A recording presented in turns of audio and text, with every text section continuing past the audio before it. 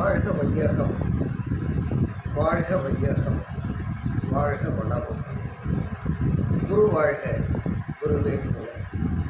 அருட்பேராற்றல் கருணையினர் இயற்கை யோகா மையம் இன்று அபிராமி அந்தாதிகள் 48வது பாடலை சொல்லி பாடி மகிழ்ந்தனர்.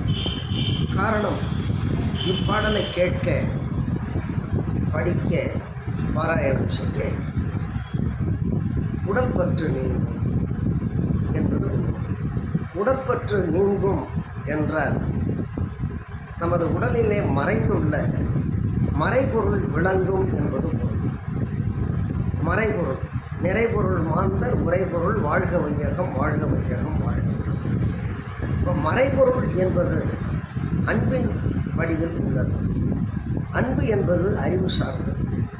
அருட்தந்தை வேதாத்திரி மகரிஷி அன்பையும் பாசத்தையும் பற்றி குறிப்பிடுகின்ற பொழுது தனது கவிதையில், உருவ நிலையில் கொண்ட தொடர்பால் உதிக்கின்ற இச்சை பாசம் உளநிலை அறிந்து உயர்ந்த அறிவில் ஆர்வத்தின் காரணமாக எழுவது அன்பு என்று. அத்தகைய அன்பினை உள்ளத்தினிலே வளர்க்கும் சக்தி வாய்ந்த பாடல் இது. அன்பு பெற்றால் இறை அருள் எளிதே கிடைக்கும். அன்பெனும் பிடியுள் அகப்படும் மலை, அன்பெனும் குடிபுகும் அரசு, அன்பெனும் மலைப்படும் பரம்பொருள், அன்பெனும் கடத்துள் அடைவிடும் கடல், அன்பெனும் அணுவினுள் அமைந்த பேரொளி அருட்பெருஞ்சோதி ஆண்டவர்.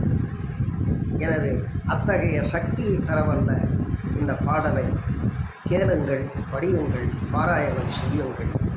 இறையருளை பாடல். சுடரும்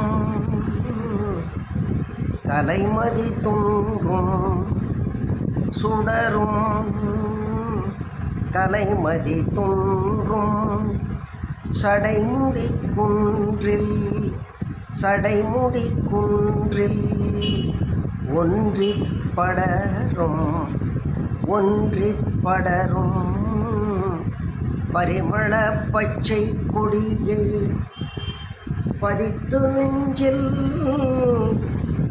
பதித்து நெஞ்சில் இடரும் தவிர்த்து இமைப்போதிருப்பர் இன்னும் எய்துவரோ குடரும் ஒழுகும் குருதியும் தோயும் புறம்பையிலே.